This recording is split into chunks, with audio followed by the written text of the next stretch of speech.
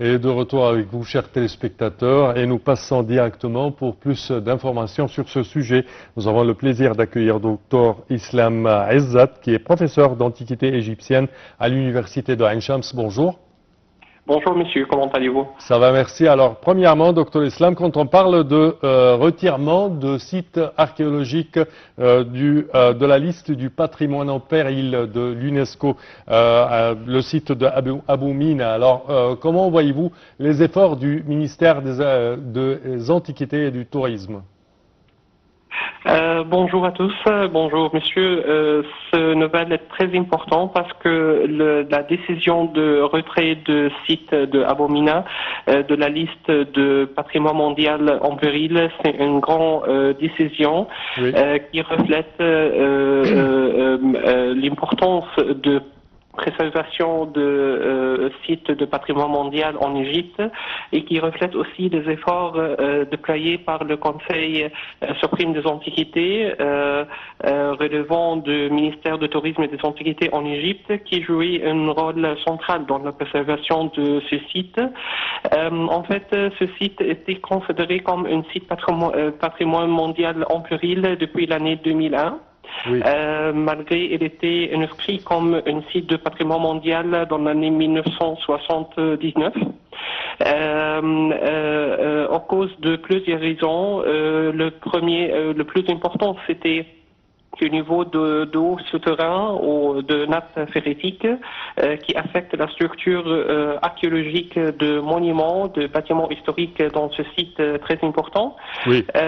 Et la décision de retrait s'était fait après un plan de gestion de site complet qui comprend le baissement de niveau de l'eau souterrain et la conservation de bâtiments historiques. C'est pourquoi le comité de patrimoine mondial dans sa 47e session tenue entre le 6 et 16 juillet 2025 a décidé de retirer la liste le site de la liste de patrimoine mondial en péril. Il était considéré maintenant comme un site de patrimoine mondial. À quelle période historique le site remonte-t-il et qui était Abou Mina? Le site de Abou Mina remonte à l'époque byzantine, on peut dire c'est l'époque paléochrétienne, plus précisément à partir du IVe siècle. Abou Mina ou Sainte Mina était un soldat romain originaire d'Égypte qui fut martyrisé sur l'arène de l'empereur Dioclétien pour avoir refusé de renier sa foi chrétienne. Sa tombe devient un lieu de miracle et sa légende se propagea rapidement, incitant à la construction d'un vaste complexe religieux en son honneur. Si on peut analyser l'importance historique et religieuse de ce site, on peut voir qu'il a une valeur majeure. Il s'agit d'anciens centres de pèlerinage chrétien fondé en l'honneur de Sainte Mina. Entre le 4e et le 6e siècle, le site est devenu l'un des lieux de pèlerinage le plus important de l'Égypte chrétienne. Parce que aussi il comprend une basilique monumentale de thermes, de rues pavées, des habitations, ensemble de bâtiments pour accueillir le pèlerin.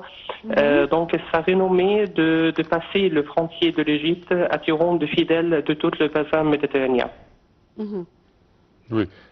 Est-ce que, Dr Islam, on peut dire que de nos jours, le ministère des Antiquités et du Tourisme et le Haut Conseil des Antiquités exercent, je dirais, plus d'efforts, surtout également, certainement à côté des efforts pour la restauration des monuments, les efforts pour la découverte et les fouilles archéologiques, que ce soit des équipes de travail purement égyptiens ou des équipes en collaboration avec des universités et des organisations de fouilles internationales.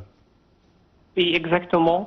En répondant à votre question, monsieur, aussi, on peut voir que l'analyse de la décision de UNESCO en juillet 2025 concernant le cadre réglementaire du site de Abomina, on peut voir comme une description très précise du rôle du ministère du Tourisme et des Antiquités égyptien, qui on doit le féliciter pour ce brevet très très important. Qui reflète aussi la sérieux de l'État égyptien dans la protection et la préservation du patrimoine culturel.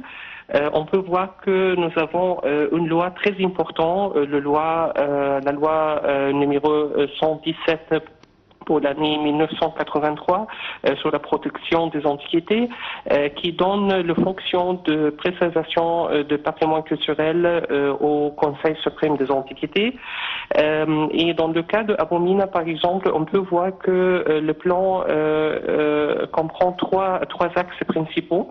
Le premier, c'était l'abusement de l'eau souterraine, et de trouver une solution pour le système de drainage et le système d'irrigation. Et ça, ce n'était pas comme une étape facile du tout, parce qu'il prend beaucoup des années, peut-être de 3 à 5 ans, pour trouver une solution de ce problème, de cet enjeu. Et je peux ici mettre en lumière aussi des études scientifiques qui s'étaient faites sur ce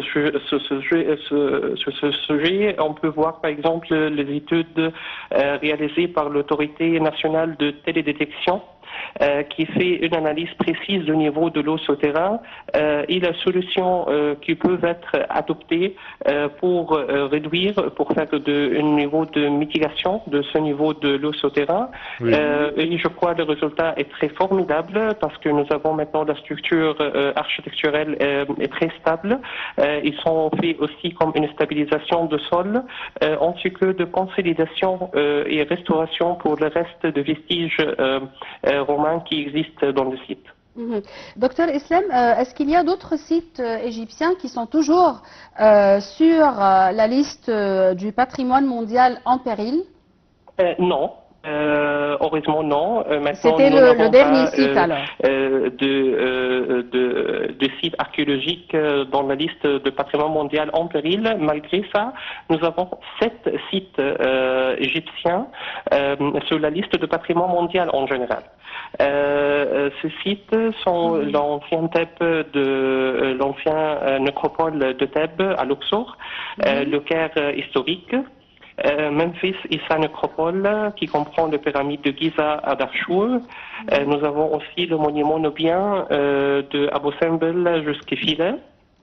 Nous avons aussi le Sainte-Catherine dans le Sinaï. Et nous avons le site de Abomina, bien sûr. Et nous avons aussi le site de Wadi el-Hiten, le vallée de Baline, qui est le seul site de patrimoine culturel naturel qui existe en Égypte.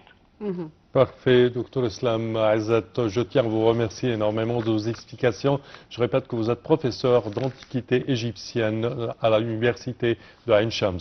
Chers téléspectateurs, à présent, nous passons au magazine de tourisme.